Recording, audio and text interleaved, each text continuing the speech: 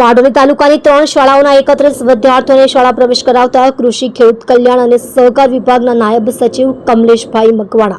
રાજ્ય સરકાર દ્વારા પ્રાથમિક શિક્ષણને પ્રોત્સાહન આપવાના ઉદ્દેશ્યથી રાજ્ય સહિત સુરત જિલ્લામાં ત્રિદિવસીય શાળા પ્રવેશોત્સવ કન્યા કેળવણી મહોત્સવની શરૂઆત થઈ છે, જેના બીજા દિવસે કૃષિ ખેડૂત કલ્યાણ અને સહકાર વિભાગના નાયબ સચિવ શ્રી કમલેશભાઈ વી મકવાણાએ બારડોલી તાલુકાની 3 શાળાઓના 31 વિદ્યાર્થીઓને ઉત્સાહપૂર્વક શાળા પ્રવેશ કરાવ્યો હતો, જેમાં અલ્લુ પ્રાથમિક શાળા, વાંકાનેર પ્રાથમિક શાળા અને પારડી વાલોડ પ્રાથમિક શાળાના આંગણવાડીના 5, બાળવાટિકાના 26 મળી